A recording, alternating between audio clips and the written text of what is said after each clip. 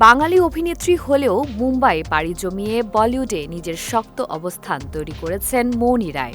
সম্প্রতি হরিয়ানায় একটি পারফরমেন্সের সময় তিনি শারীরিক হেনস্থার শিকার হন। কিছু ব্যক্তি অশালীনভাবে তাকে স্পর্শ করার চেষ্টা করেন। বিষয়টি নিয়ে ক্ষোভ প্রকাশ করেছেন মৌনি রায়। কেবল তাই নয়, ভরা মঞ্চে তিনি মিডল ফিঙ্গার দেখিয়ে প্রতিবাদ জানান।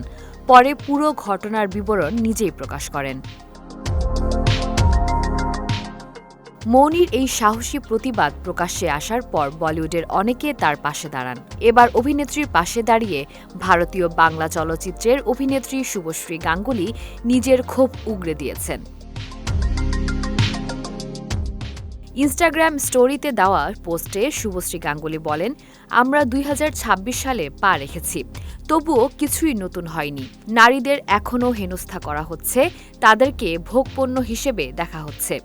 সমাজের যে কোনো স্তরে নারীরা থাকুক, তাতে কোনো পার্থক্য হয় না। এই ব্যবহার ২০২৬ সালেও চলছেই। এতে শুধু বিরক্তি জন্মায়, আর কিছুই নয়।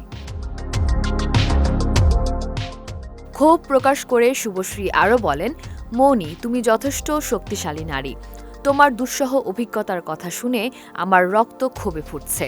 তুমি সকল নারীর প্রতিনিধি হয়ে তোমার বিরুদ্ধে ঘটা অন্যায়ের প্রতিবাদে সুর চড়িয়েছ। আরও শক্তিশালী হও।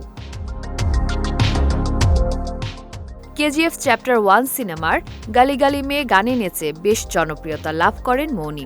এরপর Romeo Akbar Walter, made in China, Brahmastra, blackout সিনেমায় অভিনয় করেন তিনি।